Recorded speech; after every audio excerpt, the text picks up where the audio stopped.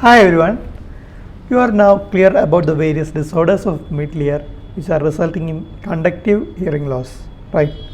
But there is one disorder which results in a progressive conductive hearing loss, but there is no other problem like ear discharge, tinnitus, or vertigo. And what is that condition? That condition is what is known as otosclerosis. This condition is actually occurring due to a problem with the development that is occurring. What do you know about the development of the inner ear? We have learned that the inner ear develops from ectoderm as well as mesoderm, right? The ectoderm is the one which leads to the development of the stapes foot plate, because the stapes foot plate develops from the otic capsule, and it is this otic capsule which is developing from the surface ectoderm over the developing hindbrain. Okay, and yes, it is from this ectoderm the stapes foot plate develops, and when it develops there is something happening that is resulting in stapes foot plate fixation, and that results in the typical conductive hearing loss that is seen in otosclerosis. Sclerosis means thickening, auto means ear. So it is the thickening of the foot plate of the stapes that is resulting in otosclerosis. Okay, and why does it occur? As I already told you, there is this mesenchyme around the ectoderm that actually leads to the development of the bony labyrinth. It is the mesenchyme around the ectoderm that forms the membranous labyrinth that results in the formation of the bony labyrinth, and this mesenchyme undergoes engonadal calcification. Engonadal ossification is happening to lead to the development, but in certain areas these cartilaginous cell rest remains unossified. The unossified cartilaginous cell rests are seen in the engonadal layer, and it is this engonadal layer where you have the unossified cartilaginous cell rest, which later, when it gets triggered by some infection or autoimmune activity or certain problems like the pregnancy, okay, all these can result in activation of these unossified cartilaginous cell rests, and because of that, what happens? The lamellar bone here gets converted into woven bone, and because of the activity it results in a formation of spongy bone, and that is why it is also known as otospongiosis. Okay, so that is a basic pathophysiology. It is because of the unossified cartilaginous cell rest that is seen in the engonadal layer, and that is getting activated later due to the measles, the pregnancy, and certain other factors like the autoimmune attack. All these are what is leading to otosclerosis. So that is the basic pathophysiology of otosclerosis. Now coming to the epidemiology, it is seen more in Caucasians or black who will have the more chance of having an otosclerosis. It is seen more in Caucasians. Okay, it is seen in Caucasians more than the Asians, and that is still more than the blacks. Okay, and the incidence of otosclerosis is actually coming down, and it is pertain to the increased incidence of vaccination against measles virus, because measles virus is said to be one of the causative agents of this otosclerosis. Okay, and yes, it is seen more in females in the ratio of 2:1.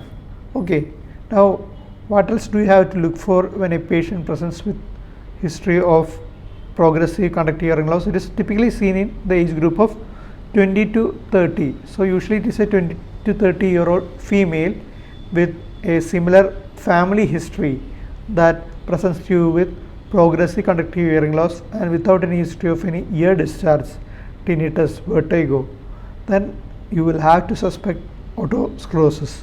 Okay, and so family history is very important, and there is an autosomal dominant pattern. Autosomal dominant pattern of inheritance is seen in otosclerosis, and I already told you there is an autoimmune attack happening which is getting triggered, and that is resulting in the pathophysiology of the cartilaginous cell rest getting activated. The unossified cartilaginous cell rest when get activated and when it gets ossified, what happens? It is seen most commonly in the area which is anterior to the foot plate of stapes, which is known as the fissula antifenestrum, and then it is seen in fissura posterior fenestrum. Okay, whenever there is ossification in this area, that will fix the foot plate, and this fixation of foot plate is what is resulting in the conductive hearing loss. And so this fixation of foot plate can be triggered by the type 2 collagenase activity, that is there is an autoimmune attack against the type 2 collagen, okay, due to COX gene getting activated. So that's about the autoimmune.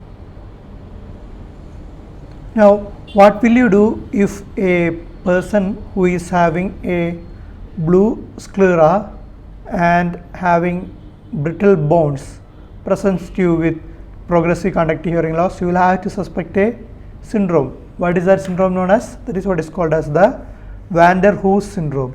Okay, Van der Waals syndrome. What is this Van der Waals syndrome? Van der Waals syndrome is characterized by osteogenesis imperfecta, blue sclera and otosclerosis. Okay, Van der Waals syndrome, you have the blue sclera, then you have the osteogenesis imperfecta,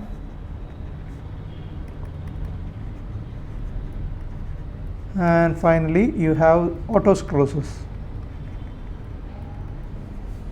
Okay, now again I told you measles virus is one of the reasons why the cartilaginous cell rests are getting activated. So another etiology is measles virus, and yes, pregnancy can also result in the incidence of the otosclerosis.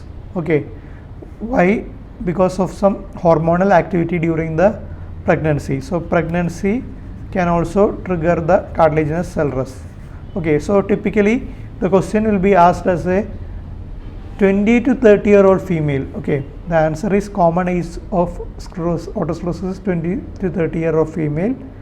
Then the question will be asked as 20 to 30-year-old female who is pregnant, presenting to you with progressive conductive hearing loss, and she has a family history of hearing loss.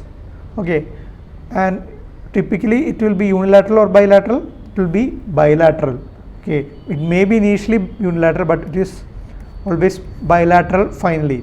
Okay, bilateral progressive conductive hearing loss. What is that? When you suspect, when you are seeing it in a small child, yes, bilateral progressive, and more commonly it is fluctuating conductive hearing loss when there is a, yes, chronic adenoiditis resulting in serous otitis media. Chronic adenoiditis result in bilateral serous otitis media in children. Okay, that can result in bilateral fluctuating conductive hearing loss. Here it is bilateral progressive conductive hearing loss. Okay, because frequently it is bilateral. Okay, both ear will get involved eventually. Initially it may be unilateral, but eventually it is likely that both the ear will get involved. Okay, so what are the types of this otosclerosis? I already told you the most common site is the fissula antifenestrum, right? So this is the fissula antifenestrum, and this is followed by fissula posterior fenestrum. Okay, fissula antifenestrum, and here you have the post fenestrum. Okay, and what else do you have? Around the foot plate of stapes, this is the area of annular ligament, and when that annular ligament is getting ossified, what is that known as? Yes, that is what is called as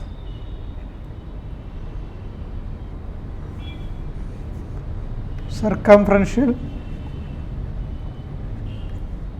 otosclerosis. Okay, you will have a circumferential thickening over here. Okay, only the annular ligament is involved, and that is what is called as circumferential otosclerosis, and when only the foot plate of stapes is involved. Okay, that is what is called as biscuit foot plate. Okay, biscuit foot plate means only the foot plate of stapes is involved.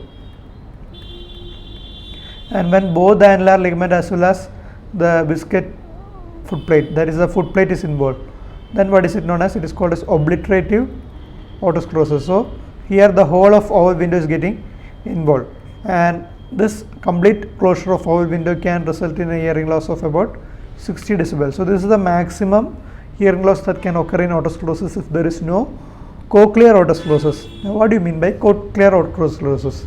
When there is involvement of the cochlea due to the otosclerosis, it can be in the form of a direct invasion, or it could be due to the hyalinization of spiral ligament, or due to the toxins released. All these can result in sensorineural hearing loss. When a sensorineural hearing loss occur in the otosclerosis, that is what is known as cochlear otosclerosis. Okay. Now what is the common appearance of tympanic membrane in case of otosclerosis? It will be pearly white in appearance like all other normal tympanic membrane. Okay, and yes, Schwartz sign may be present, and that is seen only in 10% of the patients. Okay, Schwartz sign only in 10%, in 90% it will be normal, and these 10% of the patient will have a flamingo pink appearance similar to the flamingo's color. So it is the flamingo pink hue that is seen, that is what is known as the Schwartz sign in otosclerosis, and this is seen only in active otosclerosis. Active otosclerosis, when there is active division taking place, when there is increased vascularity in the otosclerotic foci, that is what is known as Schwartz sign. Okay. Now when there is an active otosclerosis, when you are doing an histopathological examination, you will be able to see that there are osteoclasts and osteoblasts surrounding the blood vessels, where the new blood vessels have formed, and that is what is known as the blue mantles of Manasseh. Okay, it is what is called as blue mantles of Manasseh. There will be a typical blue appearance for the osteoblasts and osteoclasts surrounding the blood vessels. Okay, blue mantles of Manasseh. This is the typical histological appearance that is seen in otosclerosis. Okay, so you have a 20 to 30-year-old female who is pregnant, presenting you with family history of otosclerosis, and she will present with progressive conductive hearing loss. How will you examine the patient?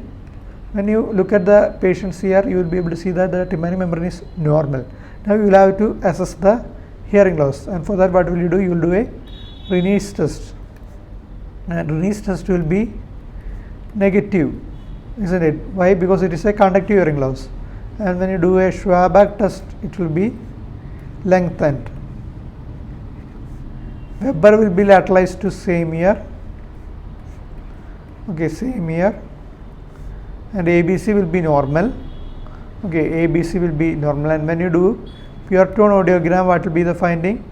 There will be a typical Carhart's notch in the bone conduction curve, and buttons will be present. There will be an AB gap suggestive of conductive hearing loss. Okay, so this Carhart's notch is typically seen in case of the pure tone audiogram of a patient who is having an otosclerosis. And what is this Carhart's notch? It is seen in the bone conduction curve at the 2K hertz, and why is it due to? It is due to the resonance of the ossicles being at the area of the 2K hertz. Okay, that is the part where there is the maximum resonance of the ear ossicles, and this is what is getting affected, and so the B pathway of the bone conduction is getting affected, and that is resulting in dip in bone conduction seen as Carhart's notch. Along with the carotid stenosis, you will have the typical AB gap. Okay, and the AB gap should be at least 25 decibel for the patient to appreciate the difference. Okay, that is when you are doing a surgery, for a patient to appreciate the improvement by the closure of the AB gap, he needs to have at least a 25 decibel hearing loss. Okay, now what is this? What is this thing known as? You can see that here there is a sensorineural hearing loss along with the conductive hearing loss, which is very minimal. And why is this occurring? This is occurring due to the cochlear otosclerosis. You have the bone conduction curve coming down like this. Okay, and this drop in the bone conduction curve downwards, that is resulting in the typical cookie bite pattern. This is the appearance, which is similar to the broken cookie. Okay, it is similar to the broken cookie, and hence it is what is known as the typical cookie bite pattern. Okay, so you have the cookie bite pattern here, and this is indicative of cochlear otosclerosis. Okay, so you can do a tympanometry and you can confirm the finding by getting an AS curve. This AS curve is seen due to the decrease in the impedance is getting increased, right? And so because of that, what happens, the curve will come down. Okay, and this is typically what is known as the AS type of curve. Okay, the compliance is getting decreased in AS curve, and that is why the graph will show a decrease in the peak, and that is what is known as the AS curve. And this is seen in typically in otosclerosis. And when you do a septal reflex, it will be absent, because for the septal reflex to be elicited, you are giving a sound of about 70 to 100 decibel, right? But the patient already will be having a conductive hearing loss of about 60 decibel, so he won't be able to appreciate it. Now what is this? You can see two rings here, right? That is what is called as the double ring, and this typical double ring pattern is seen in cochlear otosclerosis. Okay, this is the double ring pattern in cochlear otosclerosis. So where will you see a double ring pattern? It is seen in cochlear otosclerosis, and this is seen in the HRCT temporal bone when it is taken when you are suspecting a cochlear otosclerosis. Now what is the staging system which is used to stage otosclerosis by doing a HRCT temporal bone known as? It is called as Simon and Fanning's staging system. Okay, Simon and Fanning staging system. Okay, so that is how you confirm the diagnosis. You can do a pure tone audiometry, and even speech audiometry can be done, but it won't be much affected. It will be proportionate to the audiometry, the speech audiogram, because only in cochlear otosclerosis the speech audiometry will be affected, because it is a conductive type of curve that is usually seen. In cochlear otosclerosis, there is sensorineural hearing loss that is resulting in the typical cookie bite pattern, and on doing an HRCT temporal bone, you will be able to see the double ring appearance. And the staging system using the HRCT temporal bone, that is what is known as Simon and Fanning's staging system. Now what is the treatment of otosclerosis? Treatment of otosclerosis actually is surgery, but you can give sodium fluoride tablets for active otosclerosis. Okay, for active otosclerosis, to make it inactive, you can give sodium fluoride. What will you do? It will inhibit osteoclast. The various enzymes are also inhibited. The enzymes which are actually having proteolytic activity, and this increased proteolytic activity and division, that is what is causing the active otosclerosis. That will come down by maturation of the osteoblasts. Okay, maturation of osteoblasts and inhibition of osteoclast is taking place. This is done along with the proteolytic enzymes.